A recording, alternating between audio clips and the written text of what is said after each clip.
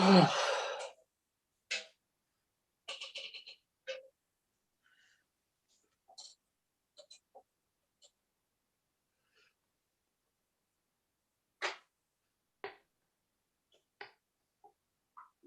view. Record on this computer. Alt+R.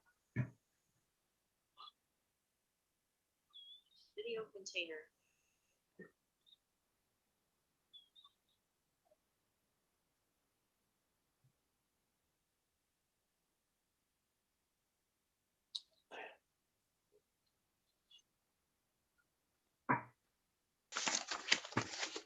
Zoom meeting.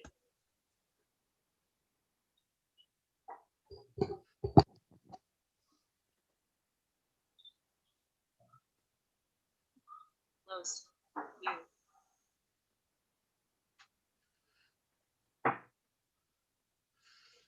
Menu open. Speaker view. Checked. Gallery view. Unchecked. Full screen.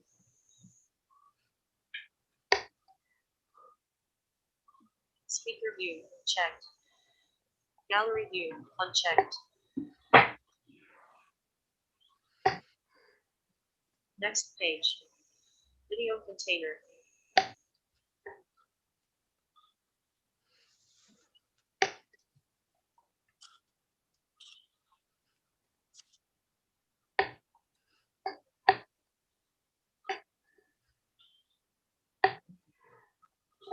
Okay, guys, Nancy here. We may as well get going here. It's 2:01. I just counted up the number of people we have from the committee, and we have just made quorum. We have 8 people here. We've had a few last minute folks get a hold of me and that they weren't able to make it today. So we've had some changes, actually changes in our agenda as well because of staff having to switch times. So I'm just going to Text 2021 mute, or Jonathan, can you mute the attendees? We're getting some, not sure if I can or not. So if those that are able can mute your microphones, that would be great, unless you need to speak. If you're not able, that's okay. So we'll get going here. Calling the meeting to order.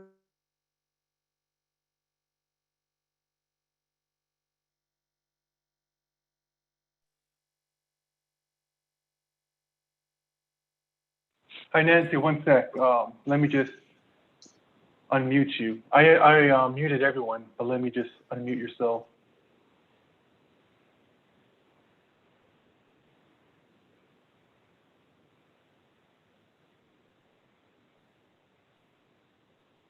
Yes. Okay. There you go. I'm back. So I guess you all saw my mouth moving and I was muted. I hear other places have to put money in a jar if they start talking while on mute. I guess it's a pretty common thing with all these Zoom meetings. Anyway, we'll get going sorry, here. Nancy, Yeah. Sorry to interrupt you. If someone would like to make a comment, how do you suggest? Should they type in a message on the chat? No. Or I guess they can unmute themselves if they choose to, and then they can ask away. Yeah, and not everyone will be able to unmute. So I think when we get to a point where it's questions or comments, we'll just have to unmute everyone. Is that able? Are you able to do that, Jonathan, or can I do that? Or I'll go in your prompt.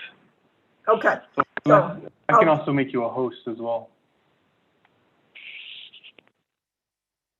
Yeah, so we have a few people presenting, and then we'll let them do their thing, and then I would unmute everyone, I guess, and see if that'll work that way. Last meeting, we went one by one, but this is kind of a different format where we're getting input. Usually there's discussion, but it still needs to be one by one. So if you can make me a host and I can just unmute one by one and get comments. Okay, I'll do that. Yeah. I don't know if that'll interrupt the YouTube feed though, so let's see what happens. Okay.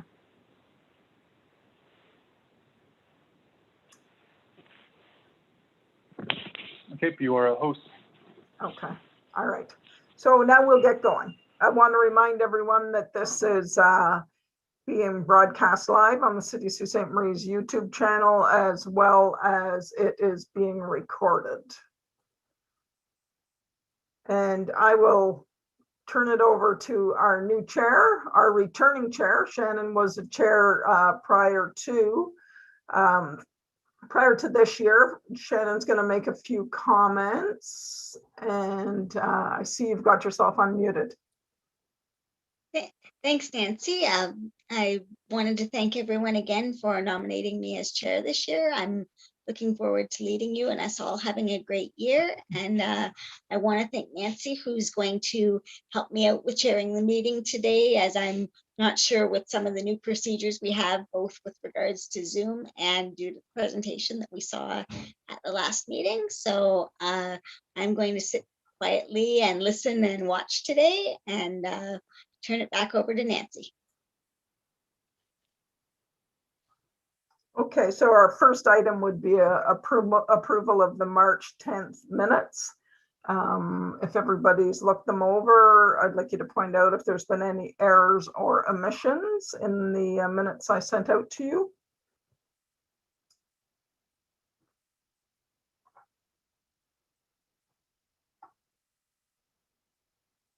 Okay, I need a motion to accept the minutes. I guess, you know what? I'll move. Marchie. Thanks, Marchie. And a seconder?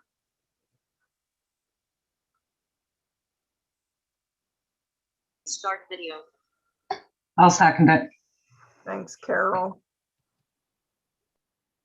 Is there any opposed?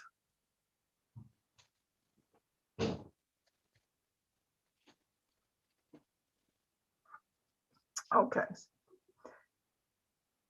So if everybody's reviewed the agenda, I'd like to know if anybody would like to report a conflict of interest for this meeting. Jordan, can we?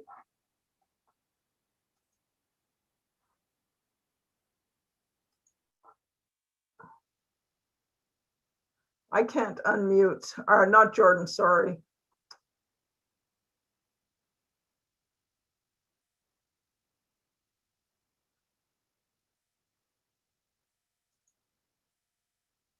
I'm trying to unmute all, Jonathan.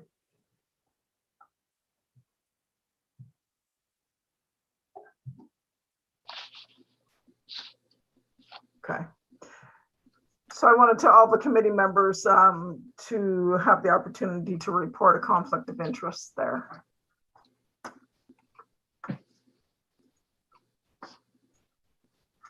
And there's none. Okay, like I said, we've had a change in the agenda a wee bit because of staff availability. I see that we have Steve with us. Steve, just last minute, Virginia wasn't able to attend until 2:30. So I thought maybe as you're first on the agenda, and I know you had another thing later on, that you might just give the committee a brief overview of the Anna Marinelli Park, James Street revitalization plan. Jonathan has the map that he can put up on the screen for people, and you can give the overview, and then we'll get back to this item with Virginia later as far as the specifics in the park, if that works for you. It does, yeah. Thanks, Nancy, and thank you to the committee members for allowing me to speak on the James Street strategy. just a bit of background, the James Street strategy came about in early 2020. Some of you are probably familiar with the documentary Steel Town Down, which unfortunately painted this particular area of the community in a fairly negative light. As a response to that, our city council asked staff to look at ways to possibly revitalize the neighborhood through various public realm improvements. So city staff initiated a series of public consultation sessions with the neighborhood at the Sault Ste. Marie Community Soup Kitchen. We heard a number of incredible stories and a number of really great opportunities and possible solutions for ways to make the James Street neighborhood a better place. And one of the things that we really heard a lot about was providing kids, adults, essentially all sort of all different ranges of demographics, the ability to play and enjoy the space. As it is now, there's only one piece of play equipment in Anna Marinelli Park, and it's geared to kids in the age of 2 to 10 years old. So it's fairly limited in terms of the type of play opportunities for kids in the neighborhood. In addition to that, the surface of the play area is all sand. And one of the things that we heard a lot about is parents were concerned about letting their kids play in the park because there was a concern about hidden needles and things like that. So one of the first things that we're looking at doing is expanding the area of Anna Marinelli Park. So if you're looking at the drawing now, I don't know, John, is there a way to pull up the air photo of Anna Marinelli Park? So, oh, I can go on Google. Okay. Maybe if you do that, because I'm not sure if everyone on the Zoom meeting is really familiar with Anna Marinelli Park or the James Street area. So it might be good to get what's existing now to provide a bit of context.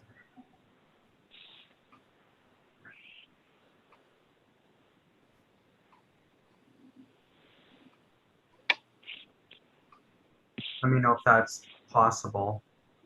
Are you able to see do you see the Google Maps? Oh. I'm not seeing it right now. You might have to minimize. There you go. There we are. And can you zoom out a little bit?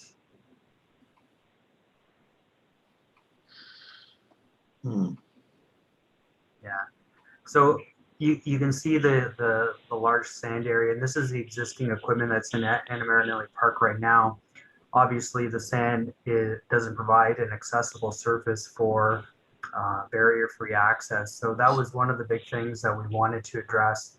That existing play structure, right where it says Anna Marinelli Park, that's going to remain, but we're going to replace the swing set with a set of swings that does have an accessible swing. There's also going to be kind of, I don't know what you would call it per se, but sort of experiential play with music equipment and things like that. That's going to be installed. And that area north of the existing park, that's a gravel parking lot, and that's going to be repurposed for additional play equipment as well as the new surface. So again, John, maybe if you could zoom out a little bit more, just so we capture that green space west of Anna Marinelli. So one of the things that we identified in this strategy was this is a real opportunity here to repurpose this green space into something usable and something that would provide recreational opportunities for not just residents and particularly kids in the area, but maybe provide an opportunity for other people that aren't really expose or interact with the James Street area to come in and experience this area. So we're looking at a number of different opportunities to provide recreational opportunities in this green space. So John, maybe if you want to pull up the layout plan again.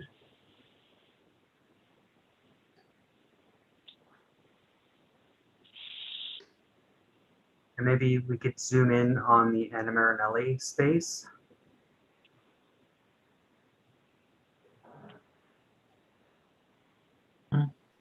Yeah, so you could see, you know, after these improvements, it's going to be a significantly larger play area with a much bigger variety of play opportunities. The majority of the play equipment will have the accessible surface under all the equipment, as well as 2 accessible paths leading into the park. The path will then extend to what we kind of call the James Street Square, that little area north of the park.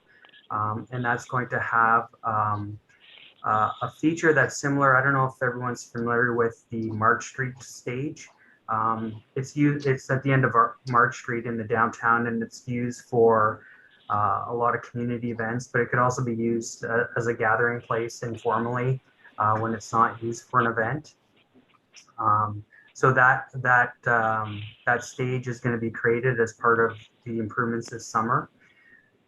If we head west or towards that large green space, you can see a pathway through the parking lot there.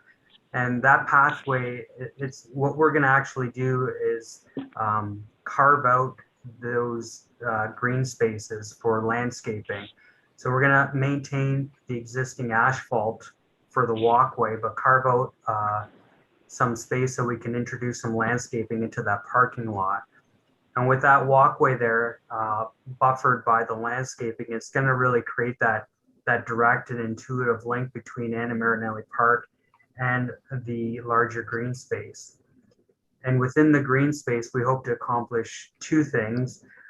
This year, we are going to be installing an asphalt surface that is going to be used, or it could be used for a variety of recreational play, but this year we're going to be installing modular skateboarding equipment. So the skateboarding equipment can either stay there, or if there is a need to host other kinds of recreational opportunities here, then that skateboarding equipment can be relocated to other areas of the community or other public spaces throughout the city.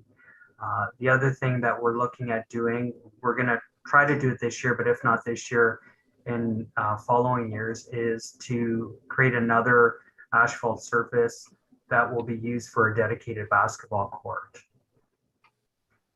And that's what we hope to do this summer. We have a report going on for the April 28th council meeting that we're advising council of these different initiatives. You know, overall, the game plan here is to create more vibrancy and more of a sense of place for people of the James Street neighborhood, but also as a way to change the stigma associated with this neighborhood, to really create a different perspective for people to see this neighborhood in a more positive light. So on that note, I'd be happy to take any questions. I'm not exactly familiar with the details of the play equipment. Unfortunately, Virginia would be better to address those questions specifically, but I'll do my best to answer them until Virginia arrives on the call here. So. Thank you, Steve. That was great. And Virginia will be here. And if there's specific questions about the equipment, I'd ask the committee to wait for her, because she has the exact equipment that's been ordered. She has all that information. So that'd be great. I guess at this point, Jonathan, I need to have the everybody unmuted. And I would invite the committee members, one at a time, obviously, to ask any questions of Steve, if you have any. I do. Okay, go ahead, Dan. Just looking at the diagram here, is there any spots for like benches or seating as well? Yeah, so John, maybe if you could zoom out a little bit so we capture the whole layout area. So within that central square, that platform can be used as seating. One of the reasons why we're kind of modifying that area, the way it is now, it was creating an area of seclusion for, let's say, undesirable activities. So it was giving parents and kids a sense of uneasiness to play in Anna Marinelli Park. So what we wanted to do is really create a feature there where it would be more visible. You know, you can kind of sit there, or sorry, you can either use the bench or the platform as a bench. Alternatively, if and when hopefully we can start hosting community events, one of the things that we heard a lot from our engagement was the ability to host things like buskers or plays, things like that. So that platform in those instances could be used as a little stage. So that's in that area. There are benches that are built into some of the planter boxes already. Okay. So those will be maintained. In addition, in that large green space, you don't see it on this plan, but there are a number of mature trees in that green space. And what we hope to do is put out, just as part of our parks program, picnic tables and benches in that green space as well.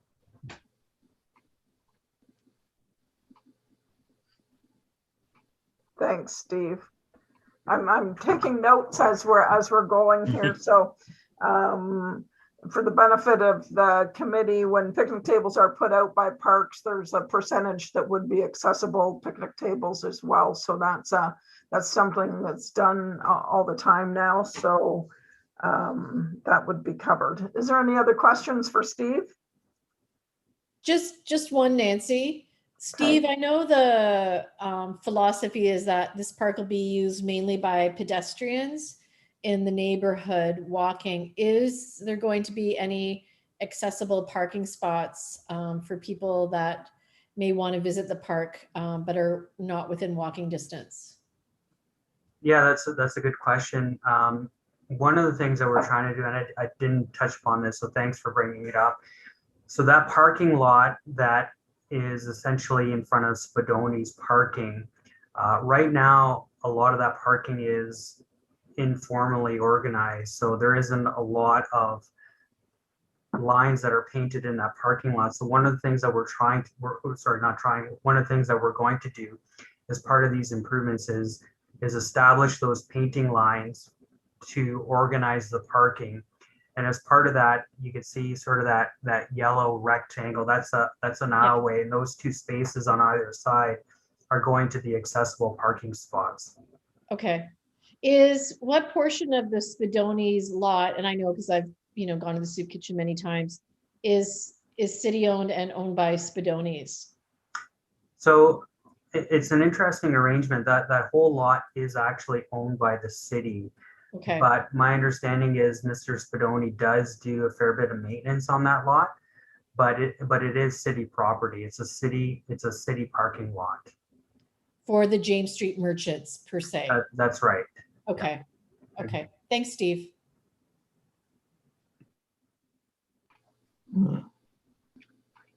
Thank you. Is there any other further questions?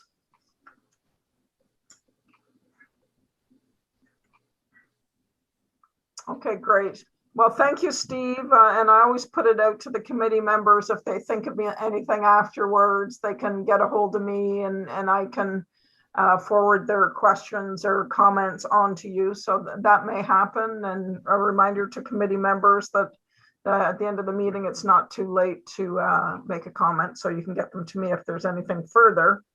And we will talk a little bit about this with Virginia later on in the meeting. So thank you for your time, Steve. Okay, thank you very much. I'm going to sign off now. Okay, take Okay. care. Bye-bye.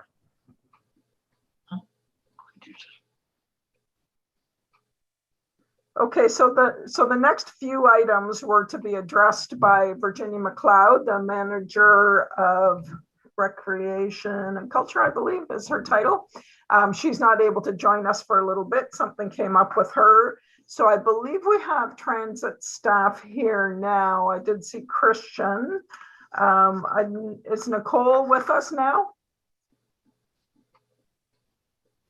Right here, Nancy. Oh, you're here. Okay, great. So I think we'll move on to the transit update and input. Committee members forwarded to me a few questions that I've sent on to transit so they can go over a few items with the committee. And that always makes it a little quicker than opening the floor without them having time to prepare. So Nicole, are you going to speak to those questions now? Yeah, sure. I wasn't sure if you wanted me to start with the questions or you just wanted to kind of give me to give an update of what we've got going on right now. I'm fine with whatever is best for everybody. Yeah, you can go ahead and give the update maybe, and then the questions, and if there's anything beyond that, we'll roll with it. Yeah, sure. No problem. Okay. So thanks for having transit, first of all, everybody. It's been a while just due to this past year that we've had. So I'll just start by giving a little bit of an update on some of the projects that transit is working on overall. So the one thing that I did want to discuss today was one of the projects that we're going to be doing is we're going to be replacing 25 bus shelters throughout the city over the coming few years. The ones that we're looking at right now are some of the old bus shelters that you see around town with like the square panes of glass. They're in quite rough condition, so we're going to start with those. But in talking to Nancy in regards to this, before we go out to purchase these shelters, I wanted to just touch base with this committee to see if there was any stops or there's currently bus shelters that are of a concern to anybody that we should go evaluate to see if we should add them to the list if we don't have them on already. So I know that we would not have answers to that right now, but that is something that we're definitely working on. It looks like this year, just based on all the other projects that we have going on and storage here at the transit facility, we're going to be looking to replace 10 this summer and more the following summer and summer after that, depending on what we've got going on. But the main focus right now is to take a look at some of our older bus shelters, replace those. And then we're also currently evaluating any of the pads that they're on to make sure that when we do replace them, we're doing any work on the pads to make sure they're barrier free as well. So we've got that going on. One of the concerns, one of the questions actually was about our call out system, because as you know, for those of you who are passengers on the bus, we have had problems with it in the past in regards to volume or, it not working. We've actually awarded a vendor for that. So we had our kickoff meeting last Thursday with a company called Consat, and we're going to be updating that entire system. So it'll be a full AODA compliant call out system that we're going to have on all of our conventional fleets. So that is set to be completed by the end of July 2021. So that's a very exciting project, great new technology for transit, and we are very excited about it. And then the next project that we're going to do is we're going to be replacing all of our fare box systems so that all of our fleet, including Parabus, conventional, and community buses, have the same fare box system with the same passes that can be utilized throughout all the different areas. So those are two quite huge projects that we're working on right now. In addition, we're working on a pretty big fleet transition. We've got 14 new buses coming this summer.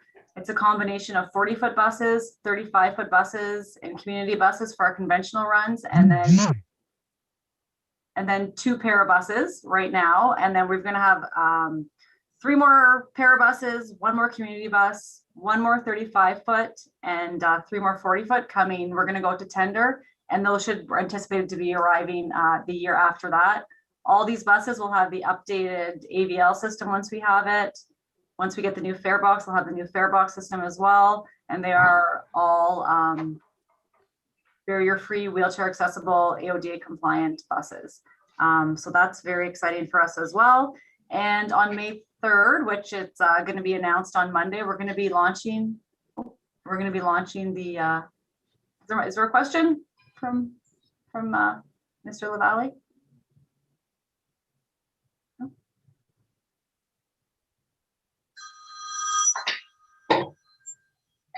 Got a question for you.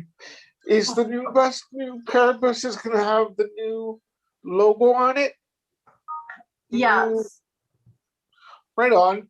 Yeah, so what we're doing is we're working with our corporate communications department, and we've worked with the company who does the advertising for the buses, and we're determining which buses are gonna have what on them, but any new buses that come in will be reflective of the new advertising, whether it's a full wrap or just a portion and have some advertising, but they will all have our nice new logo, which is great. Okay, thank you. No, thank you. So I was just talking about our northern transfer point. So we're going to be, Nicole, I got a question. Yeah. You're mentioning the sizes of the buses. What's a big difference between a 35-footer and a 40-footer? Like there isn't. Yeah, no, there isn't a significant difference. It's a little bit easier to maneuver around. It's a little bit cheaper in cost. It has less passengers on it, potentially less fuel use. So we'll be using those buses for some of our less busy roads, like the North Street route, for example. So yeah, they're just a little bit, they're just smaller, easier to maneuver. They're easier for on demand as well to go into different areas, and should be a little bit less fuel consumption cost. We'll see when we get them because we'll do an analysis, but yeah, so I'm just looking at, if it's a 5-foot difference, what are we looking at? 6 passengers, 8 passengers max, maybe? yeah, it's about that. Yeah, Yeah. 9 to 10. Yeah, depending on how we configure the seats. So Okay. yeah, so we'll keep our 40-foot. Yeah, we'll keep our 40-foot for our big routes, Sioux College, Great Northern, RM, and then we can put the smaller ones on some of our less busy routes. And this is the first time we're getting these size of buses, so it's actually exciting for us to see exactly, how the operators like them and the feedback from the passengers. So yeah, Okay, but not too big of a difference. Great question. Thank So back to the northern transfer point, that's going to become live in May. I'm not sure if you've seen it. It's on Sioux College property on Northern Avenue. It's a large 40-foot shelter. I worked with Nancy Scott in regards to the concrete pad and the accessible walkway and the shelter throughout the entire process. So we're excited about that. And that essentially will help all passengers hopefully get to where they need to go a little bit quicker, especially for the east and west sides of the city without having to go downtown to transfer. Let's see, what else do I have here? One of the other questions that we had here was in regards to a request for proposal for the ambulatory taxi. So that was on my list of updates as well. We actually did go to to RFP for that back in, I believe it must have been the fall sometime. And so that's actually gone through the entire procurement process. And it's been awarded to UCAB. So we're the current provider. They were the prior provider and they're still the current provider. So that process has been undertaken because it was quite some time since it actually went through the entire procurement process. And we did do that. We did the evaluation with the committee and it was approved to be awarded to UCAB for another 3 years. So that has actually been taken care of as well. And then the other project that we're working on is just an EA study right now in regards to the relocation of the downtown terminal. That will be going to council sometime in the future. It's just in the EA process right now. Whatever is decided at that time, we'll be working very closely with the accessibility office with Nancy Scott in regards to any design that needs to be done. Nicole, could you just explain in layman's terms what the EA process is for the committee? That might be helpful. Thank you, Councillor. Yeah, of course. So basically what we had to do in regards to this type of a project is we had to request services for professional services. In this case, it's an engineering company that comes in and does this, and they do an environmental assessment, which takes a look at, you know, like, what do we want to do? We're looking to relocate the terminal to 111 Huron. Well, they're going to evaluate all options. Should we leave everything as is? Should we look at other options to move it somewhere else? Should we, you know, keep it where it is and renovate? Should we move it here and renovate? Is there another location in town? They look at any environmental impact. It includes public consultations, surveys. It includes a lot of outreach from everybody to get feedback on that. And when it does go to council, the director will be providing all of those details, and they will be in the report as well. So basically it's doing a full analysis, engaging as many people as possible, looking at financials, looking at operational impact, to just get an overall idea of, you know, I guess in this case, to assist council on what is best to do in this regard. So that's basically what that is in a nutshell. Is that sufficient, Councillor Vezo-Allen? Yep, great. And then the other thing is, I think that might be the update that I've got. Christian, can you think of anything off the top of your head that I missed in regard to what we have going on here? No, I think you did a pretty good job of catching everybody else getting everybody up to date for sure. I think you hit everything that I know about anyway. Okay. Great. So Nancy, do you want me to just go over to some of the questions that we've got? Yep. Okay. So Nancy and I actually work quite closely together. As most of you know, I've only been here at Transit for just over 2 years now. And this last year really flew by. But we did work quite a bit together to ensure compliance in quite a few areas. The first thing that we did do is we updated our Parabus application form. And that touches on a couple of the questions in here. In regards to categories of eligibility, we did not have that on our form prior to, I think it was about a year ago, we updated it. So we did add different categories of eligibility in regards to, you know, if it's going to be a seasonal or permanent or conditional application. So we have a lot more eligibility in regards to the Parabus application. And we've also expanded it to include individuals who require Parabus, who are able to walk 175 meters, but they may require it for another reason, whether it's a mobility device that they utilize. So we've opened it up quite a bit to ensure that we're encompassing everybody who requires Parabus in our community to be able to utilize it. So that was one big change that we made to make sure that we were, you know, being equitable to all. And that is one of the questions here in regards to categories of eligibility. So we did update the application to ensure we were compliant. And in regards to visitors, and I know Justine is on the line, but you can jump in anytime. We do, if there's visitors to Sault Ste. Marie who require Parabus, we do definitely do our best to accommodate them to ensure that, you know, we're providing the service that we need to all who requires it. This last year, our numbers are obviously quite a bit lower than they were back in 2019. And the Parabus dispatch, we've actually got a new Parabus dispatch. Her name is Megan King. She's, I believe she's with Justine right now, have done a fantastic job of ensuring everybody needs to get to where they need to go.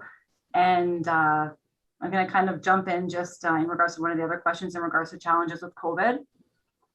There were a lot of challenges in transit with COVID because we kept our service up and running the entire time. The staff was dynamite. They didn't miss a beat.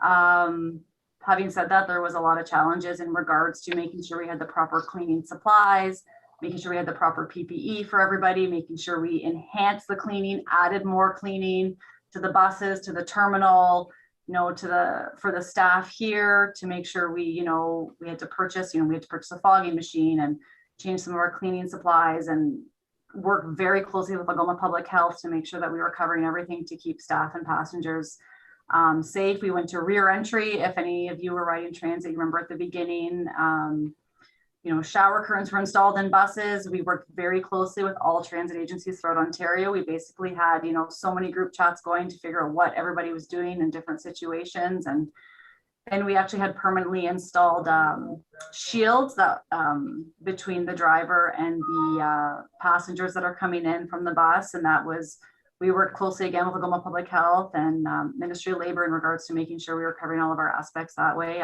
Ministry of Transportation. So there was quite a few challenges. We came together and we got through them. Obviously there's road little bumps along the way that we have to work with as they come up, but yeah, we definitely put different policies in place for our staff to make sure that they were remaining safe, and then also for the passengers as well. So I can definitely say there were challenges, and I do believe we've, met the challenge and, are doing the best to keep everybody as safe as possible and working with people when we can. Like always with anything, if there's any, complaints or concerns or suggestions, we're quite open to hearing other people's thoughts, because that's the only way you get better, right? So that definitely was a great, I'm not sure who brought that up, but that was a great point to bring up in regards to COVID, because there was some challenges, but I think, as long as we stay par and keep on it and wear our PPE and follow all the guidelines and take public health's advice, we believe we've met them and we've worked well with everybody on that as well. Let's see. So I've got, the transit emergency policies. So that was the first one. So what we did in that regard, and I think it's kind of touching the integrated accessibility standards regulation. I guess it'd be section 37(1)A. So Christian and I did speak about this. So the first thing that we did, because I know that Nancy and I also spoke about this quite some time ago, and on the application, we also added, how do we word it here? The preferred method of communication in the event of a service delay. So because some people prefer phones, people prefer text, so we did add that to the current application so that we know how to contact people should there be some type of a service delay. What we would also do if there's any major impact to service is we work very closely at all times with anything transit with our corporate communications department to make sure that we're getting any type of a word out and what people need to do, should there be, whether it's a snowstorm or, or some type of service delay at all. Media releases would go out, social media could go out. We, as we move towards better technology and have updated fare box systems, we may be able to in the future actually, email or communicate with people in different ways that way as well. But we would put all the information out through public media sources as best we could. I don't believe that we have anything like on the website that's public that's showing that, but I will talk to Tessa with our corporate communications department in regards to what would be required in that sense. Here at Transit, if there's any emergencies, we do have internal policies on what operators have to follow in regards to any type of emergency that they may have or incident while on transit. So I'm not sure if that one really answers the questions, but if there is more information that you need on that, I'm definitely happy to either answer now if I can, or look into it and definitely get back to anybody. So that's that. So I think that we covered everything here as I go through it. Oh, and then there's only one last thing actually, which is a conversation that I had. We had a meeting with the CNIB a couple of months ago, I guess now, and there was a conversation in regards to the bus stop on Pine Street on the, I guess, east side of Pine, right across from Food Basics.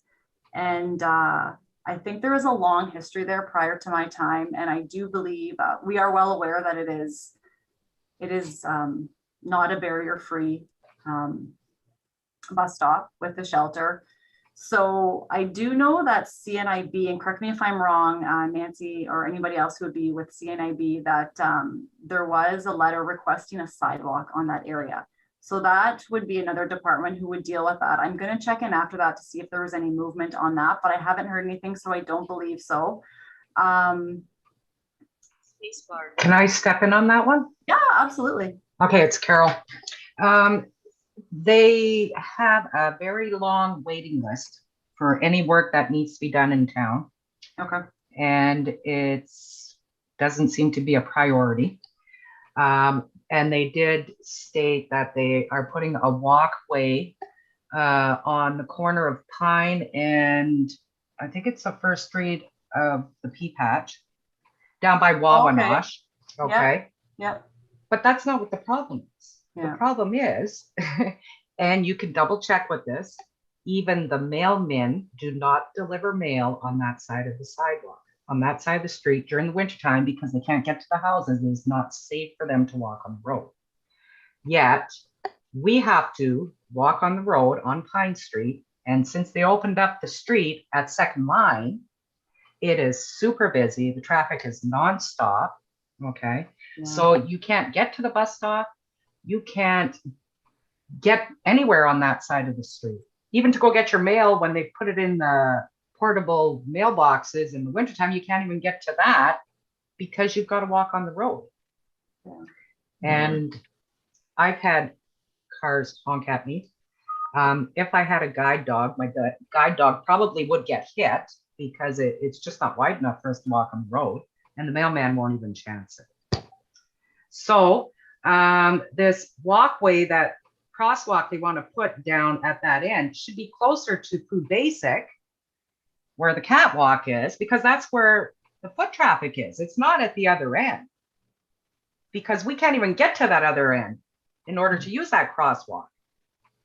So if the crosswalk was put at the catwalk across from Food Basic, just near the bus shelter there, then at least people can get off the bus, walk to that catwalk, cross the street, not have to worry about getting hit. So that's where that's at.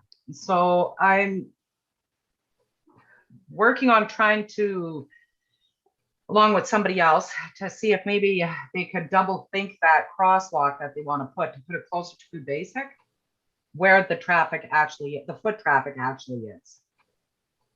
But as for the bus stop, they never said anything about the bus stop.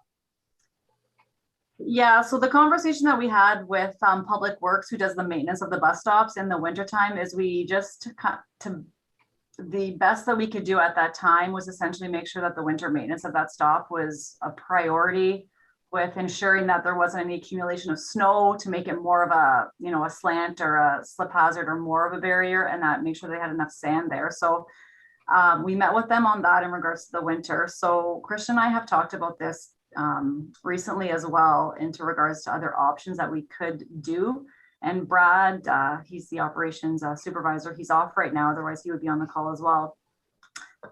I think there's a lot of different options they looked at, and Christian, please jump in if I am, missing a distance. It's hard to move it. The property that it's on, we have to confirm, but it's private property, which kind of, to make any changes is just another hurdle. And then also to move it more south is difficult because bus stops can't be too close to an intersection, just in regards to traffic, right? And then I believe that they looked at moving it further down to where that catwalk is, but if I remember correctly, could potentially be private property as well. So there's a couple options that I think that have been looked at over the years, and there hasn't been a solution yet. It's not to say there isn't a solution, because we do know it's a problem, and we do want to ensure that all of our stops are barrier free for everybody, because that's obviously what is required. But at this point, we were gonna, look at kind of a different option in regards to, once we confirm who actually the property is on, which I believe it's the private property, there's a potential to take a look at the pad, or, make it more of a barrier-free stop at one point. But in regards to the crosswalk or the sidewalk, you're correct that it is another department that we would happily work with. But I'd have to touch base with them to find out where they're at. Unfortunately, I can't speak on their behalf at all. So we're looking at it. It is a tough one because there's a lot of, I guess, hoops to jump through in regards to who owns the property, the location of it. Can we expand the pad? Can we change it? Can we move it back because it's not on city property? So it is definitely, I wish I had a solution for you right now. Unfortunately, I don't, but I can say that we are looking at it to see what we can do. Well, the empty space that's probably 20 feet away from it, heading towards Tim Hortons. It's probably 20 feet away. It's an island of green grass. There's nothing on that island. Yeah, so we did speak about that at the last meeting. And what we'll have to do with that one, again, it's the private property issue that we'd have to take a look at in that regard. And then I'd have to check the distance that it is, because I don't know off the top of my head, check the distance that it is from the intersection. Okay. Yeah. It would make that much of a difference if it's only about 20 feet? It depends on how far it is from the actual intersection, so we'd have to go measure it out. Oh, okay. Yeah, Okay. and it could potentially be a traffic study as well. But yeah, there's a standard that we have to make sure we're following to not disrupt that.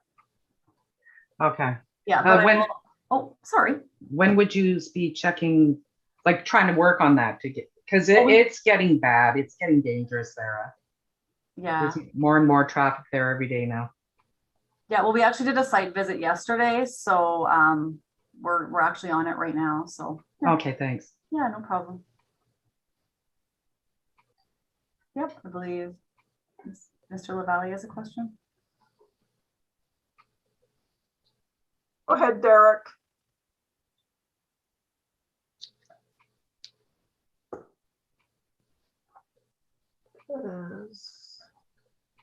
I think that you might still be on mute.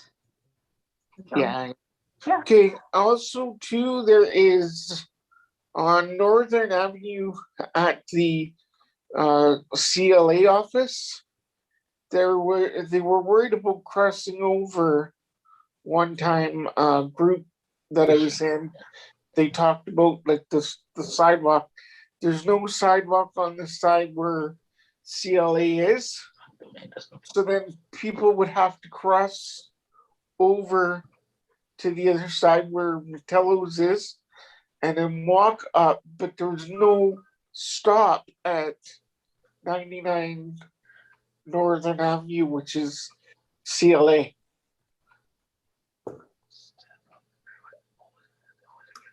Derek, can I just, for clarification, are you saying that it would be a benefit to have a stop right out front there? Yes. So right in front of 99 Northern Avenue, which is the CLA building. Yes. Christian, not sure if you have any comments on that, but we can definitely, anytime we get a stop request, we take a look into it. Sure, actually, I'll sorry, don't mean to interrupt, Oh, go ahead. but so for the changes, Nicole mentioned earlier with the Northern Transfer Hub, that does go along with 5 routes that will be changing. And actually, Derek, thanks for teeing me up here, but basically that's exactly what's going to happen. The North Street, the new North Street will actually service that in the evenings and weekends. So there will be some coverage there. Just it'll be different times. But as far as coverage all the time, I'll have to look into exactly what we can do there. Okay, well, like what it was a lot of people were complaining because they had to cross over where the meat packing place used to be. Okay, which now is a carpet place, but it used to be the meat packing, the butcher block. No, it's just transit. He does a lot of moving around. So yeah. So Derek, I'll just jump in here. Derek, you were wondering if there was going to be a stop out in front of 99 Northern Avenue. And Christian, are you saying that the bus will be stopping right at that location? I know it to be an issue, and I know CLA went into that location knowing there wasn't a sidewalk, and it's been a problem. I've been there a few times over the past few years trying to problem solve with them as well. But is that going to be stopping right in front on their side of the street then? I'm not sure if we're going to put a stop right there, but the change to the North Street route, we will be coming up Northern Avenue now. So that's a change, but we can definitely look at possibly adding a stop there going forward. Okay, because they were complaining about a year and a half ago about having to cross over and not being on the same side to like get off at CLA. So well, that's going to change then, Derek. That'll be good for the folks coming up to there, and maybe transit can let us know when they've decided where the spots or the stop is going to be, and maybe keep in mind that it would be good. I think there's a lot of users that do come up to that office. So it'd be good to have it close by if that could happen. Yeah, so what we'll do is I'll take a look at the new routes that that will be implemented with the Northern Transfer Point, like Christian said, and then we can go do a site visit and keep you posted. Yeah, we'll follow up on that. Okay, and Nancy, if you guys wouldn't mind having me come along when you do the site visit, then I could give you some direction Takes a bit of to chance to format. Oh, right now with the COVID and the lockdowns, we're not able to do that with committee members, but certainly once things start to turn around, hopefully with people getting their vaccinations, we can look at doing some of these site visits with committee members again. So we'll do that as soon as we're able, Derek. Okay, thank you. Okay.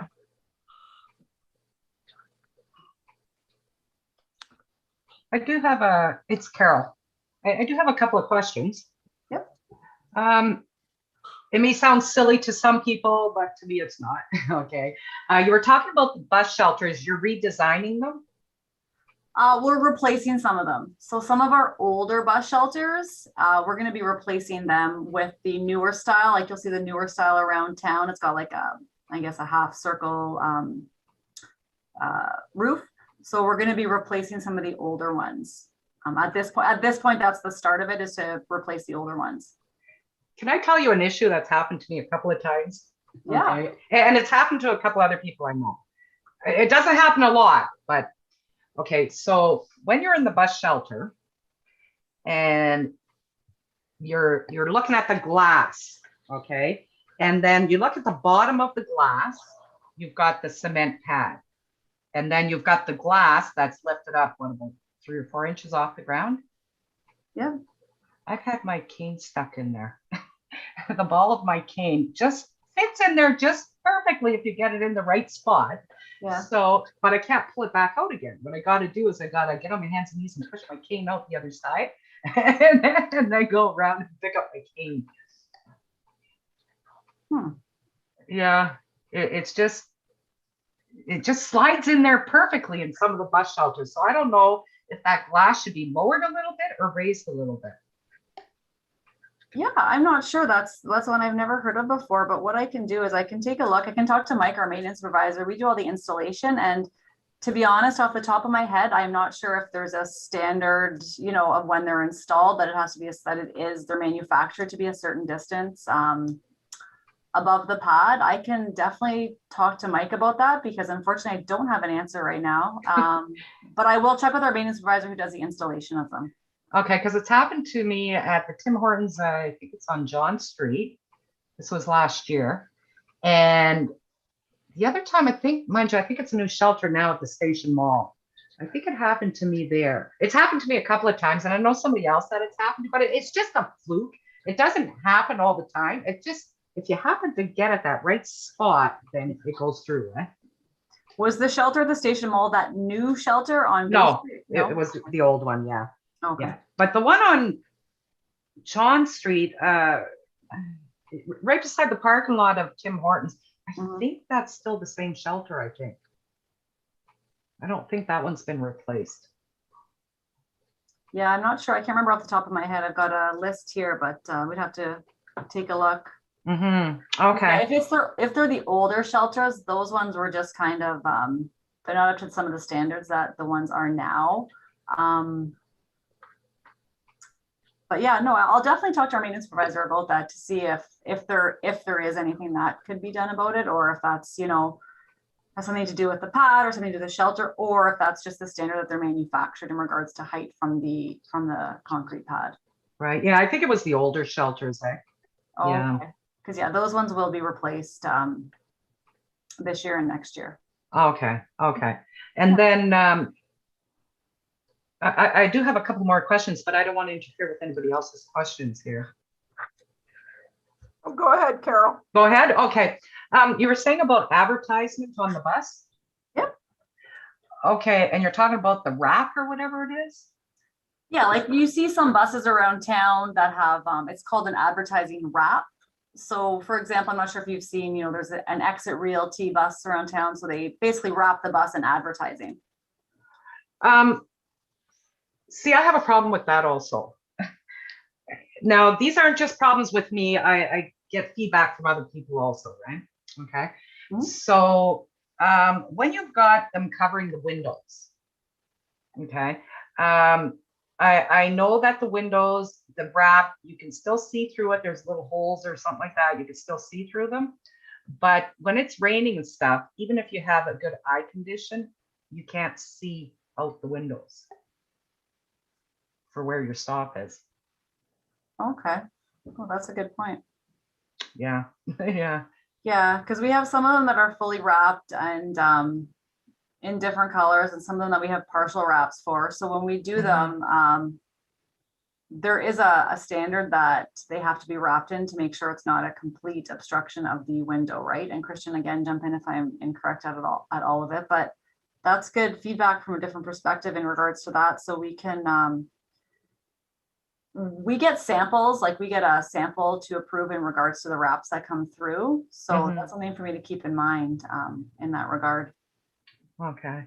Yeah. And hopefully hopefully once we have a working call out system, that can help as well for everybody on the bus too, if there is any obstructions, whether it's a window or if they're, elsewhere on the bus. But no, that's a good point. that actually was my last question, was the call out system. I have a call out system on my phone. Okay. Mhm. So if it's not turned on, I use Soundscape. I don't know if you've heard of that, Soundscape. No, I haven't. No, I keep it on my phone and I can program it in. Let's say Dairy Queen's coming, it'll tell me, or Walmart, it tells me. If I'm getting close to my house, it tells me. If I'm at a bus stop, I can program it so that anytime I get near that bus stop, it'll tell me. Okay. So if the call set thing isn't working, I just turn my phone on. But what I'm wondering is the call system that you have on your bus, can that be connected to our phones somehow? You know what? We have a meeting with the company tomorrow. I can ask them. Yeah. Okay. Okay. That sounds good. But that actually reminds me, Carol, that I forgot to mention another project that we have going on, which is we went out to tender for an accessibility wayfinding pilot project. Okay. So we are going to be launching that quite soon through the CNIB, pending full approval, but it'll be working with CNIB in regards to a pilot project to have a wayfinding at some of our bus stops on two or three of our main routes that would link to a mobile app to tell individuals, where the bus stop is and have descriptions and assist with that in locating bus stops. So that's actually an accessibility project that we're very excited about, and I cannot believe I forgot to put it on my list earlier. So your question sparked it, so that's great. So we're hoping to get final approval and go through finish the whole process and launch that sometime this summer. Great. Yeah. Nicole, I believe I spoke to the committee about that, but it was at the end last year. I did fill them in on the wayfinding Okay, good. project, but it was our last meeting last year. Okay.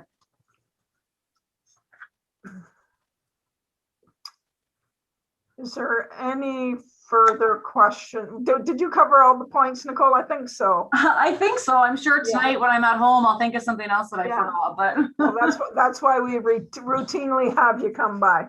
Yeah. Or whatever this is called, not coming by, but sign on. Is there any other questions? Jonathan, could we maybe unmute everyone? I can't do it from mine. I know that you had made me host, but I'm still not able to do it. Could we unmute everyone, and then that way we'll be sure not to miss any questions, because I don't think everybody is able to do that for themselves.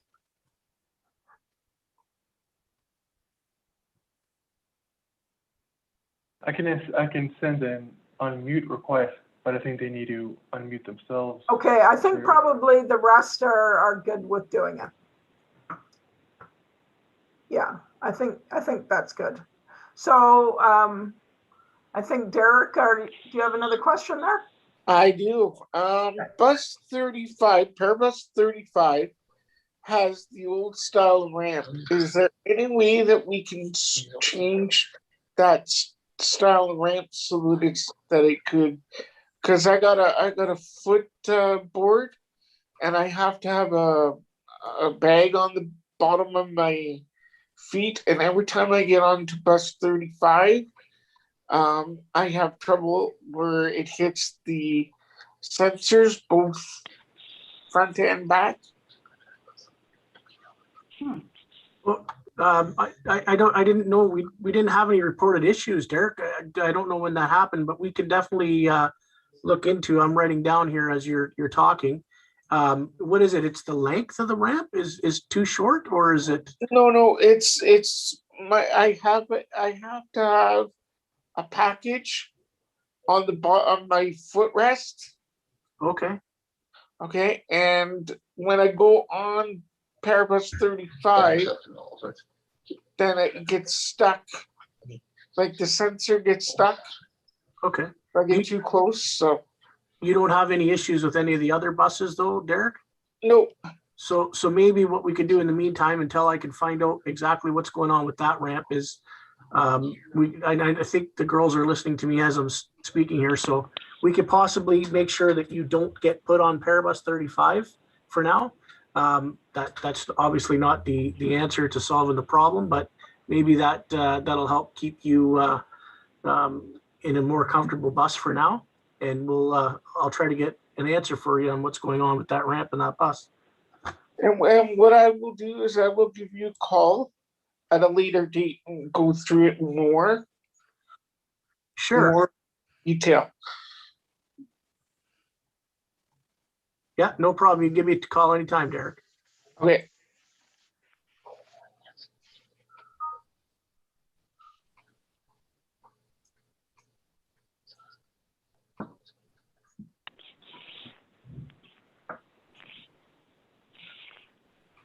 Any other questions for transit?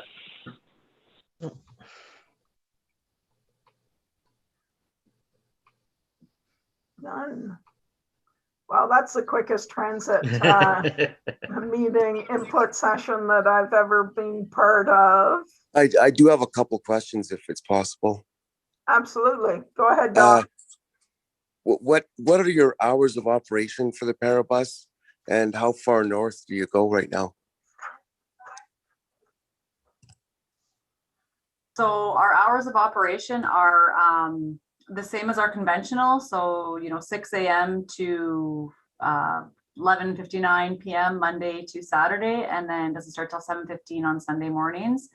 And then we travel within the same service zone that we do for our conventional. So geographically, we go up to, Christian probably knows this way better off the top of his head than I do. I believe it's almost fifth line as far north, if that was the question. Yeah. Well, I live off fourth line east. Because we go up to fourth line on 2 of our runs. So Justine may even be able to pop in either to know the furthest north that she's been booking Parabus as well. But we definitely do within our service area, and we've got 2 runs that go up to fourth line. So from 6 in the morning till midnight? Yeah. And what was it on the weekends? 7:15 in the morning or something? On Sundays. On Sundays. Okay. Okay, so if hypothetically I could arrange a 7:30 pickup on a Sunday? Yep. Yeah. Okay, that's good. Thanks. No problem. Okay, I see that Shirley has, Dawn, were you done there? Sorry. Yes. Okay, all right. You need any more information from them too, I think you can contact Christian or the Parabus number directly, or give me a call and I can send you some information. I see that, moving on though, I see that Shirley Pulkinen has sent in questions. For some reason, she can't be heard. Nancy, I don't think she's connected through an audio Then onto the microphone icon next to her name. I think I'm she was chatting with her, on. trying to troubleshoot. Oh, okay, I can relay the questions. I know she's on the phone. There was a 3434 number. That's probably her. And then she's on the computer as well with her name. But anyway, Nicole, she was asking about the ambulatory service. Are there any improvements to service occurring within the new contract?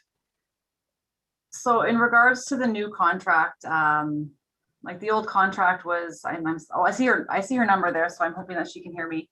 So the service, obviously what we do with the service is we continually are going to monitor it, and with anything, whether it's, with the UCAB or with transit, just let us know and we can address them. They do have a new bus that's similar to our parabuses that they have been using to transport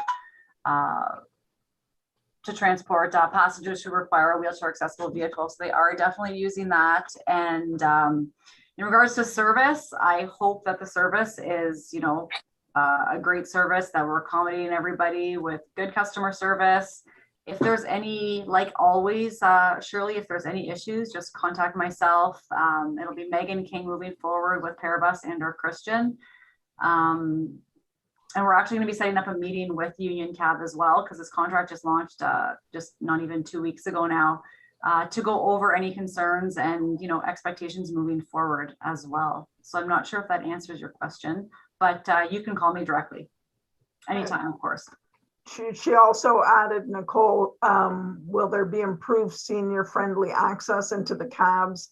Some of the patients have a hard time climbing into the vehicles. I think that's been brought up in the past. So was there any changes to the criteria of vehicles with the? No, so basically in the RFP that went out, we had to specify that they required a taxi license, which is all mandated through the Sault Ste. Marie Police Services. So, and obviously this company has a taxi license. So the vehicles that they're using are some cars and then some vans.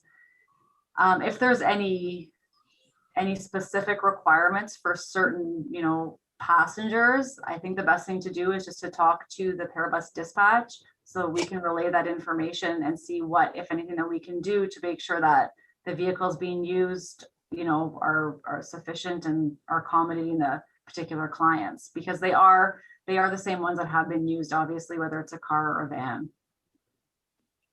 Okay, she did say that she's going to probably call and give you a chat.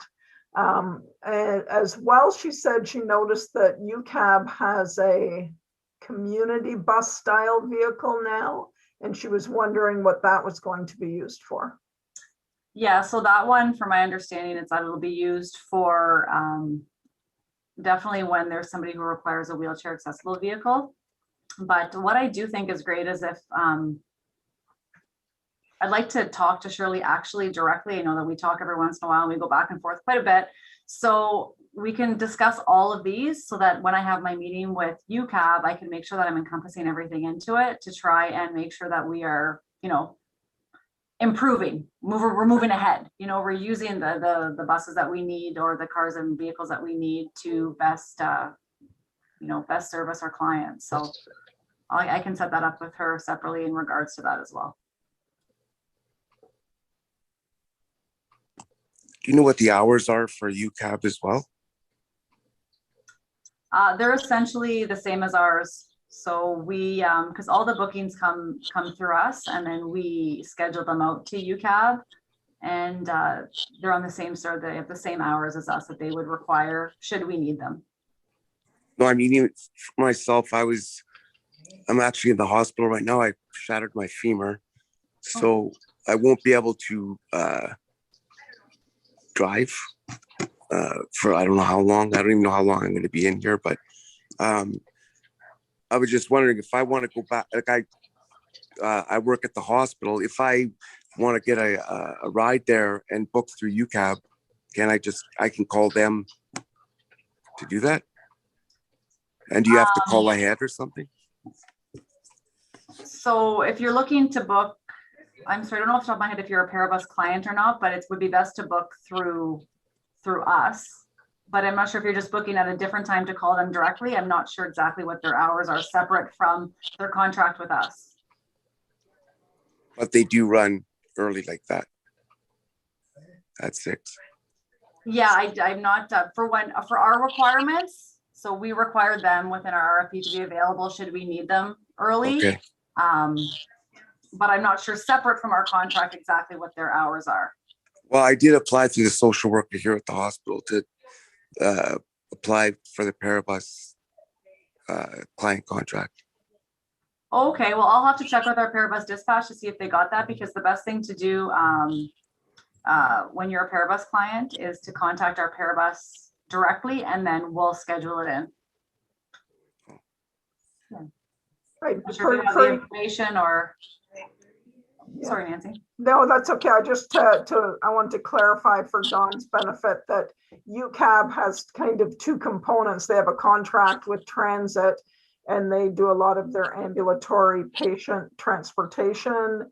And then they're a taxi company as well. So when they're under contract with transit, they would be operating within their hours, but those bookings go through Parabus dispatch. And then you would pay a transit fare, a regular transit fare. I'm not sure what that is now, but then if you book through UCAB through their dispatch, you will be paying a taxi fare. Yeah. Well, I mean, I'm trying to get to work, so no matter what I gotta pay, I'll just pay it. I just was hoping on their availability, because apparently it's going to take about 3 months for me to heal or something like that. No, this is not allowed activity. Yeah. So hopefully both these the combination of services will meet your needs. Yeah. For sure. Yeah. But if you want more information on the taxis and stuff, give me a call, Dawn, and I can help you out getting some information just for you. Okay, thanks. And then too, if you want to check in regards to the Parabus client status, you can just always call us, or Nancy, you can send us an email, or, Dawn, we can give you the number and we can check in here too. Okay, thanks. No problem. Okay, well, I think that's about the time we have for transit. If there's anything really pressing, we can address the questions. If it's not pressing and committee members have further questions, you can send them to me, and I can get a hold of transit and we can answer them. I see that Shirley, I think, commented that UCAB right now is 7 to midnight, and that's the taxi service. I can also tell you that City Police and the legal department is looking into it, because as the committee members would know, that doesn't cover the requirements by the taxi bylaw. So there'll be more information on that to follow. So I thank transit staff for coming. And I don't know, Nicole, I'll probably talk to you tomorrow about something. we chat quite a bit, and thank you for your time. And we'll follow up on a few of these items that came up on the different bus stops and stuff, so I can report back to committee on where they're going. Yeah, no, great. Thank you, everybody. Thanks for having transit. And if there's anything that you need, let us know. Thanks a lot. Thank you, Christian. I think Justine was there too. Okay, thanks, guys. Thank you. Thanks. Take care. All right, we just have just over half an hour left, and I believe Virginia McLeod is on the line with us now. So we may as well get to the back to the specifics there. Virginia, you're on? Yes, hi everybody. Okay, great. Just to bring you up to date, Virginia, Steve covered, we'll start with Anna Marinelli, and Jonathan, I think you can be prepared to queue up that little PowerPoint that I sent you, Virginia had provided to me. He spoke a lot about Anna Marinelli Park and the James Street revitalization plan, and covered a lot of the playground stuff and the pathways and the surfacing. And I think what would be left there is just mainly to maybe cover these exact, the stuff that you have, the designs and the actual equipment that's going to be put in. Okay, great. Jonathan, if you want to go to the second slide, please.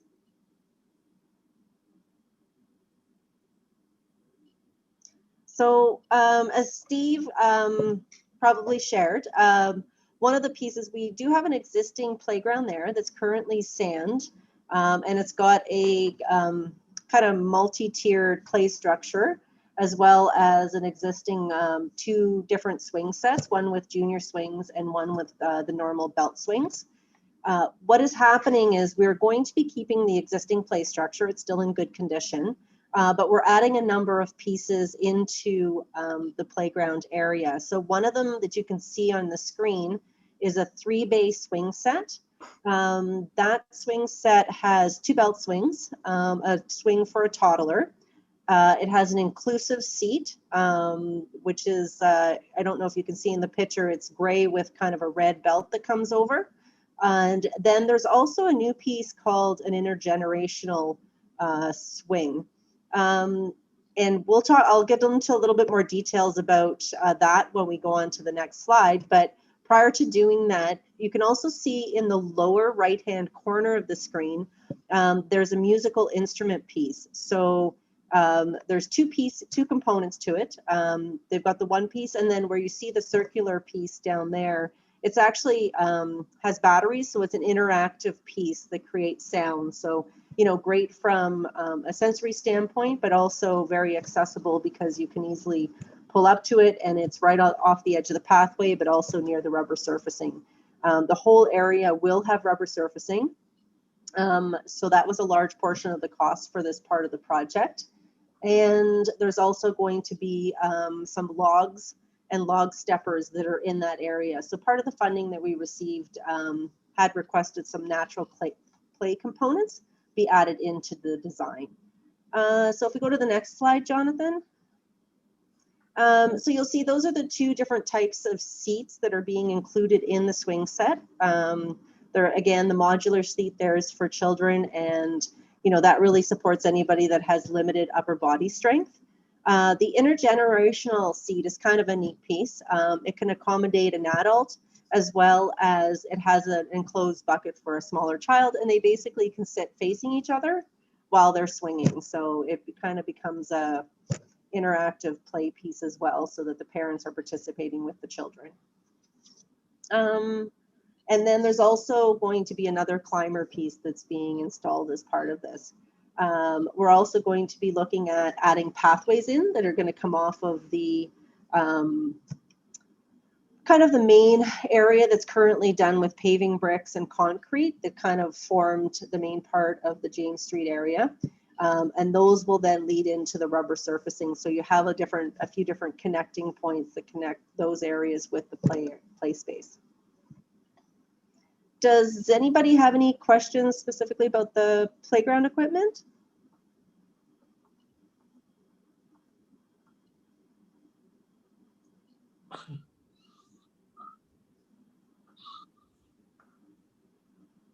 Just one quick thing. I really like the intergenerational swing, because I have a couple 2.5-year-old grandsons. They would love that. But the problem with that, there's only one of those, right? So I got the twins to deal with, and we go and kind of take turns, obviously. So there's just only going to be the one then, eh? There's only the one at that location, yeah.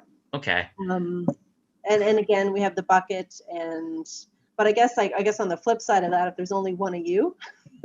Well, I don't always go solo with them, but Okay, there you occasionally. go. But I have been lately down at Bellevue, so Yeah. go with other people. I can see them wanting they like the same thing at the same time. So I Yeah. could see. So that's just a comment, personal thing. So. Yeah, no, I think it's going to be actually the first time we have one that we're putting in at Bellevue as a trial, and this will be kind of the second one just to see what the feedback is on it.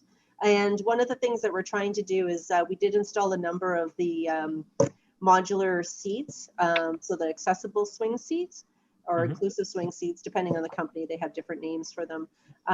We're trying to get more of those in each of the neighborhood parks as well. So we've been working on adding those into the mix. So I think it'll be nice because it's got a variety of different options for swinging. So Yeah, I think my issue will be getting into it myself, but but I like the idea. So great.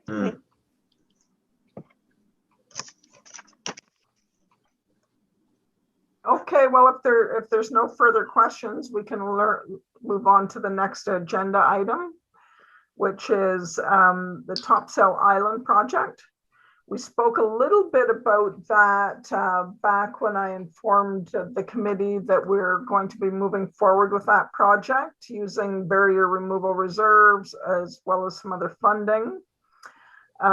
Travis Reed, who's kind of the lead on this project from PWT, was to be with us today, but he had an emergency and wasn't able to attend last minute. So Virginia is here and she's involved a little bit in this as well, but I can just let you know that the pathways that are being added are where the existing kind of footpath was around the island and along the waterfront. Geez, Virginia, what's the name of that? Prince Island? Prince Island. So there was a section there that needed to be repaired. So in total, 1.62 kilometers will be added in paved pathing or added and repaired.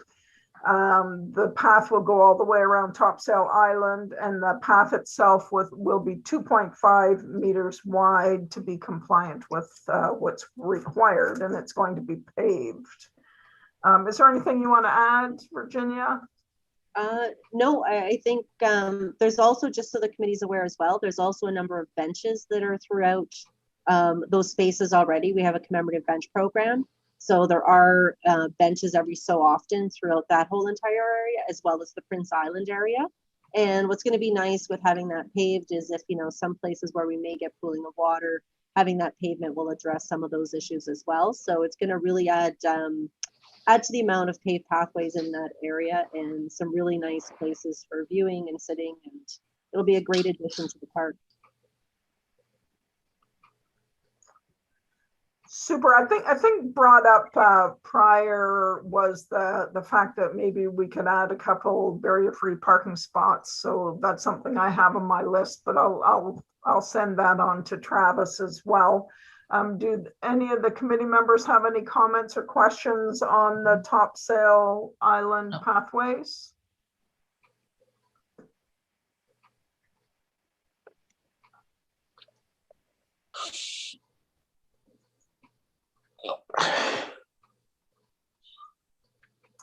Nothing at this time?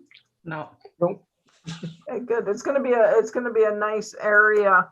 I was wondering, Virginia, if where they're paving, where the benches are, if there was a possibility of having a little section. So if somebody is wheeling along and there's a bench and it's off in the grassy area, if we could put like just a little bit of a pad there.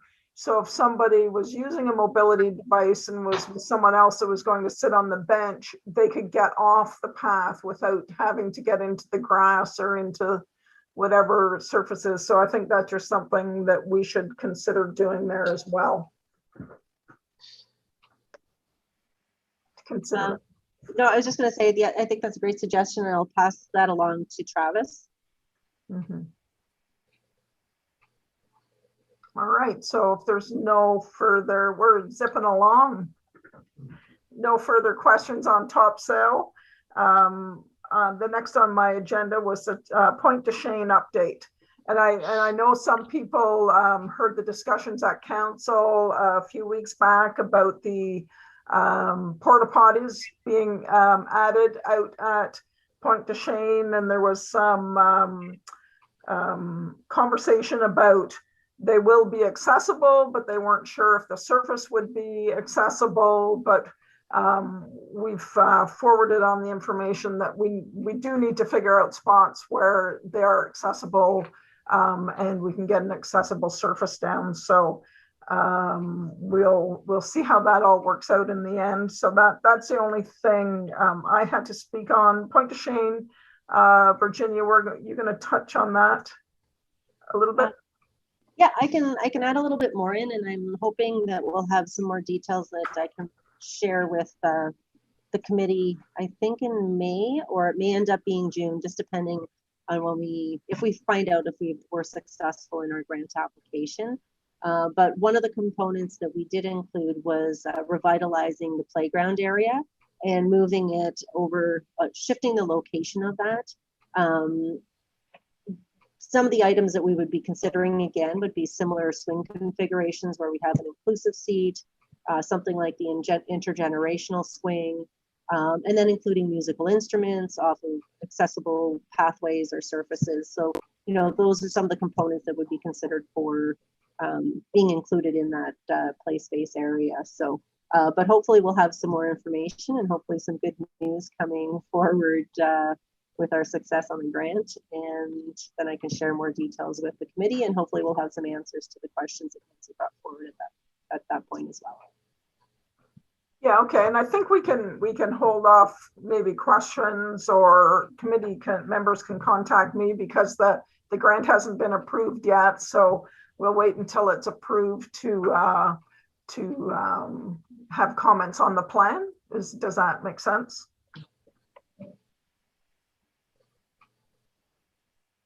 I'm thinking. Okay, well, that's it. Is there any comments or anything from the committee? It's Shirley. Am I unmuted now? You are unmuted, Shirley. Wow. Hallelujah. Working with the planning department. I mean, thank you. Good meeting. Thank you for bringing transit on. I did want to give kudos to Nicole and the transit team and to UCAB. Early part of COVID, there's a lot of concerns about infection control and keeping not just my patients and any riders safe, but also keeping the drivers all safe, because the biggest worry for COVID transmission is worker to worker. Our essential workers are out there, and we need to keep them safe with everything. So thank you to them. If anybody's listening or you want to minute it, because it was truly appreciated. And I think as a community, we worked really hard to keep everybody safe. Everybody needs to keep safe. And I am still interested in making sure that our transportation in the community for even our seniors is senior friendly. My elderly aunt who has a rollator walker can't even climb into the UCAB vans. So I don't know what the future state would look like, but I'm hoping that we can move that barometer a little bit to make our transportation providers a little more accessible, a little more senior friendly, and not just for people in wheelchairs. So thank you. I hope you guys all stay safe, eh? Yeah, thanks, Shirley. Okay, Virginia, I think we've covered what you're here to speak on, and if I hear any or hear back from any committee members on anything, I will forward the questions or comments to you, and I'm sure we'll be talking soon. There's a few more items for the AAC that I'm going to go through, but you, as far as I can see by all these papers surrounding me, are free to sign off. Thanks, everybody. Have a wonderful day. Thank you, Virginia. Okay, yes. Virginia will be back next month for a few other things, so we have a lot on the go. That's a great thing. I just have a few more items. I know we ran for an hour and a half, but there's just a few more items. Unless anybody has an objection, I would just forge forward so everybody can get on with their day. That's okay with everyone? Yep. Okay, so next thing I was going to speak to would be the autism strategy progress report. I can report that within a day or two, we will have the final copies of the roadmaps for the birth to 16-year-old and 16 and over. So those roadmaps will be information that we'll keep updated through the autism subcommittee. It's to at the beginning to query, pre-diagnosis, diagnosis, and care and management. So it's guiding people through what services and where to go and where they can go to get guidance and help. We also are going to have a services inventory. So any from, massage therapists to all different services. We have compiled quite a list, and that's something we're going to be looking to the committee for input on, different services as well.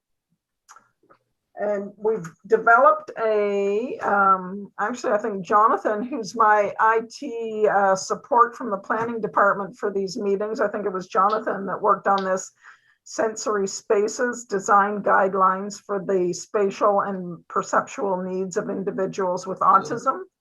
So this is the guidelines the city will follow when we are developing anything. Like you can see in the parks that we're including different equipment now, but not only in the parks, it will be within the facilities. So if we're working on any facilities, like we had, there was a possibility of an arena and that kind of thing. So there will be a consideration for these guidelines earlier on in the process, as long as, of course, having input from the Accessibility Advisory Committee.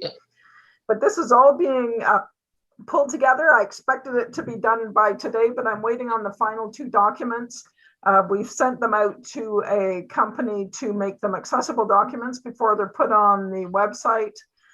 It's not a very easy task, even starting from the beginning, certainly for me, to understand all the requirements to have a fully accessible document. So they work with screen readers and other equipment. So those will be on the website very shortly. I'll be going to or taking a report to council in the near future, outlining all these steps. And I don't know, Lisa, did you want to speak to this at all? Well, because Lisa Bezo-Allen is very involved in all of this.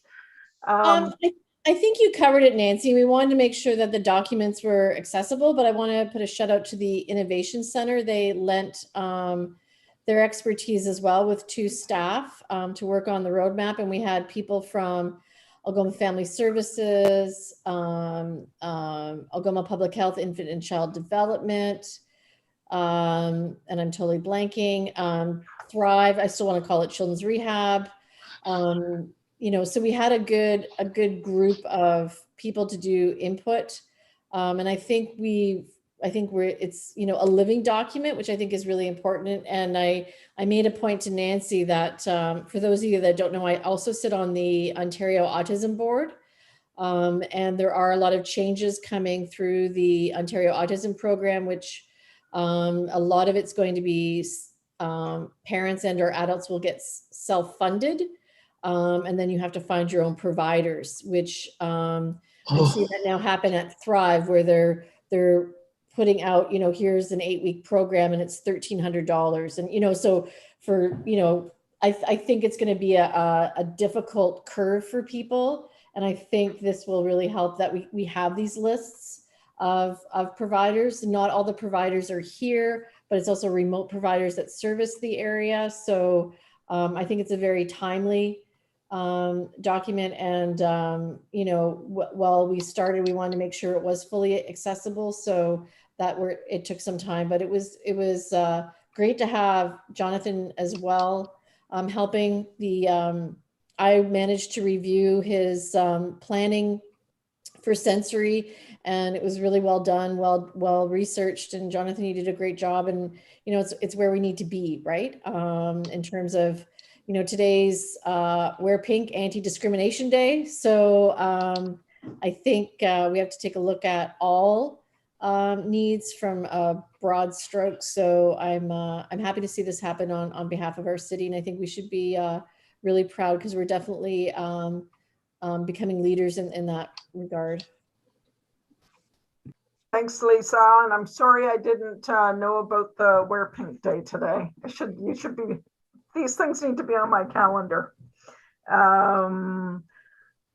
Okay, so we'll report back. I'll let the committee know when the report's going to go to council so they can view that. and we're almost there. We're almost there with this, so that's great.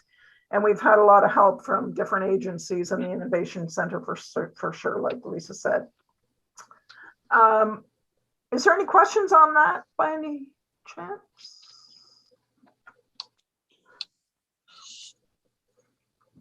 Nancy, Yes, Craig? just a thought. Once the autism strategy and roadmap have been brought to fruition, could a similar effort be undertaken with different sorts of disabilities? Councillor Vezawan made the point that Thrive, which I can call the Rotary Crippled Children's Center going back 2 generations ago. It's the same place I had my first therapy, so we've got lots of old names for things. This format sounds to me like something we could apply to different forms of limitations, and I wonder if we could replicate it, i.e., for those as that information becomes available. Yes, I think No. we certainly could, Craig. Or we just have to look at making a motion and bringing it to committee and getting committee's feedback and developing another subcommittee. But I think what we have done here has been we've learned a lot, and I think we can certainly look at. But you can come over because we're get till 4. I'm getting cut off. I know by Derek there is on his phone, so yeah. I don't. I gotta let you go. Oh, okay, he's letting him go. All right. Okay. So yes, absolutely, Craig. So we'd have to look at that at a committee meeting and examine where we should maybe be focusing that and develop another subcommittee. And it would be great information to share for any different area of one thought, especially for someone new to the city. Absolutely. I agree with you wholeheartedly on that. And I think this is kind of set a process in place, and the information that we can put out there to assist community members would be beneficial for sure.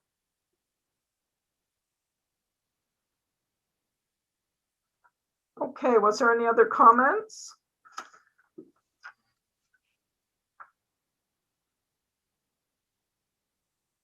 Great.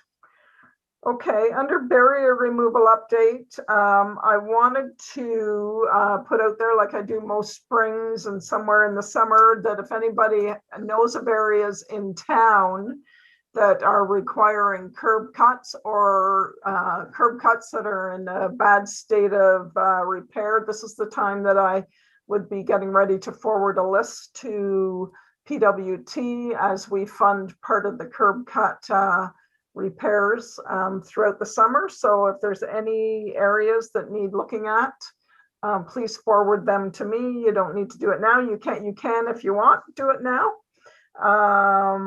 But if you could get those in to me so we can take care of the areas that people are active in and require some work. Was there any comments on that? I have a comment. Oh, can you hear me? Yeah, go ahead. Okay. They put that new light Superior Bakery, I guess to go into Pino's, but it's the side of the street where Superior Bakery is, and they're putting the tactile on the ground at the curb. I don't know, but I think those tactile things, they're long. And I mentioned this last year. I had somebody go with me to the intersection downtown. They're being put on a slant, okay? And what it's doing is it's guiding us, like with visual impairments, to walk into traffic, okay? Rather than staying in the sidewalk, having them straight, they're putting them on an angle. Have you ever noticed that? Or No, I haven't noticed, Carol, but have they been installed up there already? Yeah, they're up there now. Last year they said they won't do that anymore because when we're feeling it, I mean, I still have sight. Okay, I still have a little bit of sight, but the ones that have less sight than me, you go by guiding yourself with the feel.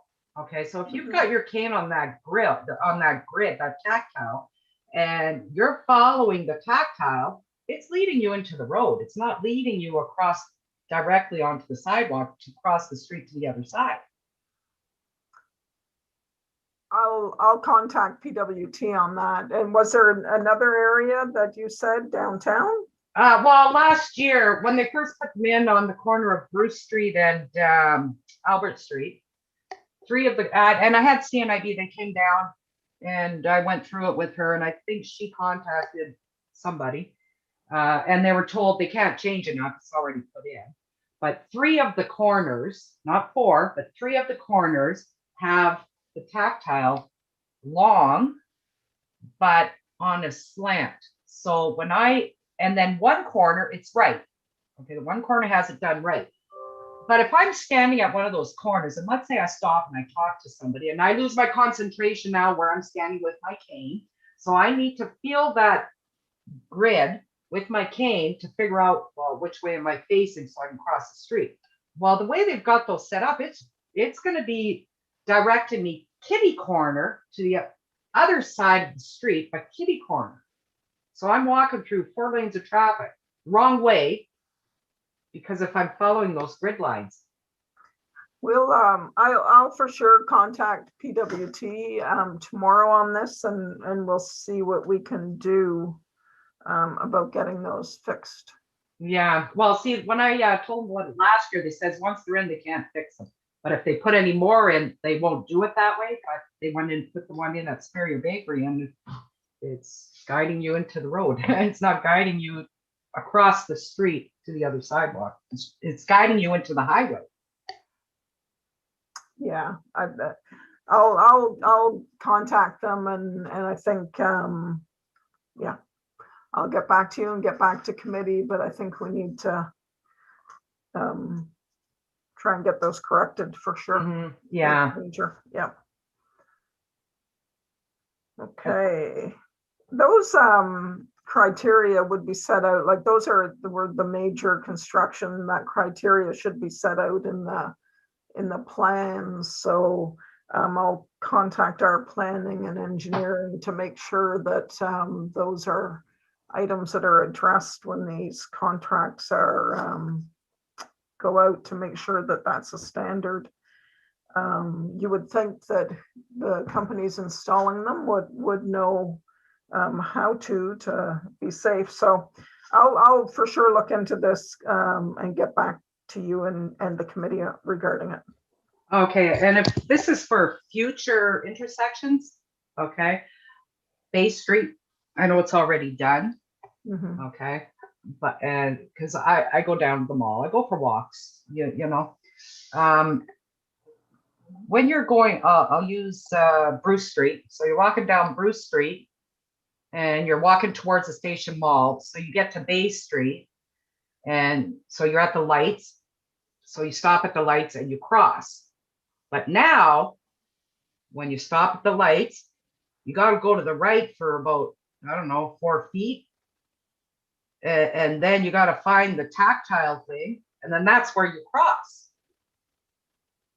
So why did they change that? So now it's even harder to find where, instead of going straight across, you got to turn right and find where you're supposed to cross by about 4 feet. And I think they did that on Dennis Street too.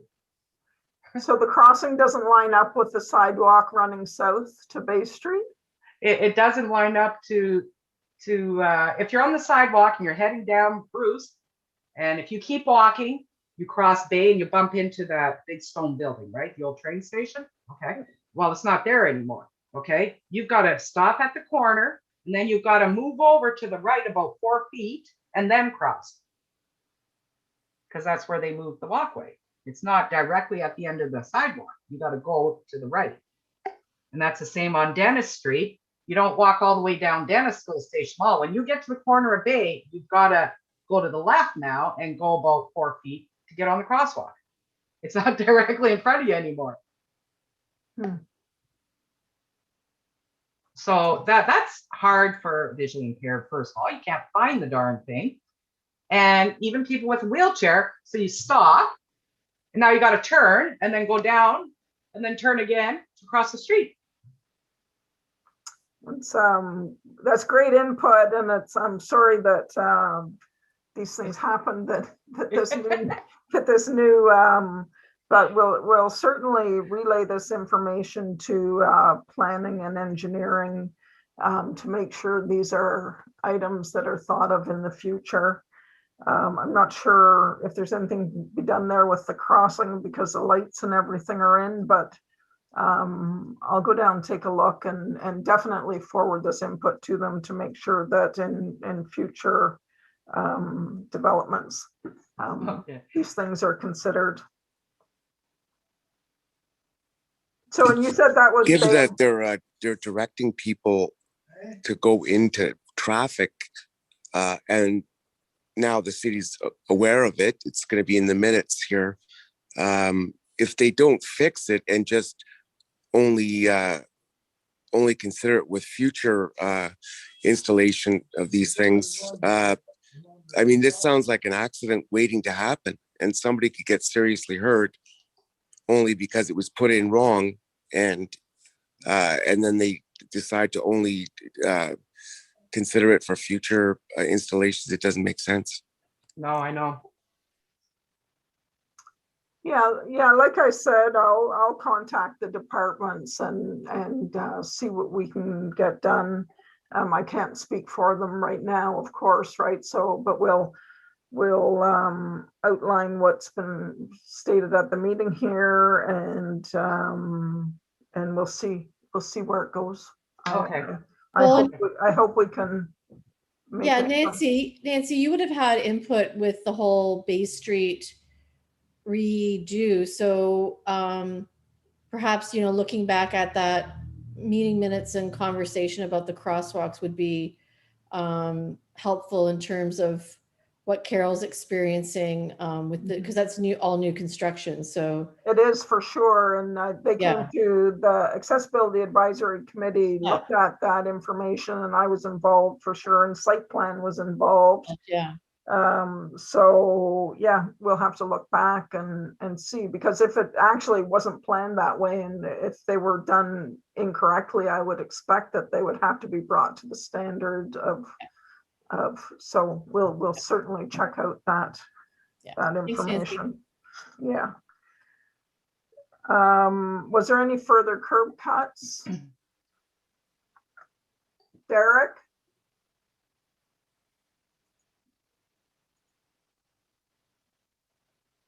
I have a question. Do you know if Pino's is going to use the whole property? Because we're talking about the bakery, and nobody really wanted the light at the bakery to begin with. But because Pino was building there in that location, they had to put the light in. I understood. Yeah, I'm not, maybe one of the councillors know. I know that I saw the plans on that, the Pino store development.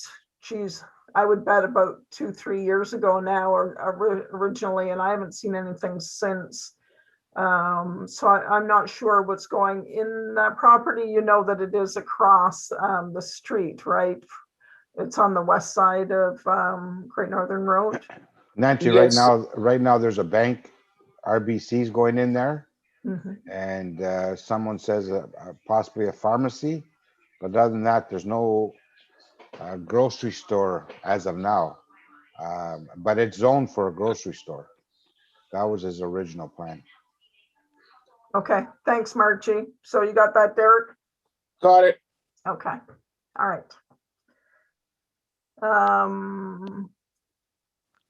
Okay, and if anybody thinks of any further curb cuts or issues, with intersections, as far as the curb cuts go, let me know. And I'll just move on here to barrier-free parking violations. I've added that under barrier removal updates to the agenda. We're going to get a monthly report just to make sure we're on it. We all know that Norpro was given the contract just over a year ago, or was awarded the contract. Just to give you an update, there's only been 2 parking tickets issued in up to this point this year. Knowing that there's not, like, I'm here at the roads today just for this meeting, but there's the facilities aren't being used, and not the parking lots aren't being used as much this year, but there were 2, and moving forward, I'll get a monthly report. So as we get through lockdowns and more people get vaccinated and people are getting out and about, I would expect those numbers to go up. But I will include that information into our monthly meetings moving forward. And Diane isn't present today to go over a site plan report. So I'm sure she'll get us up to date next month when she's back in attendance. And that's everything I have on the agenda. Is there anything anybody would like to add?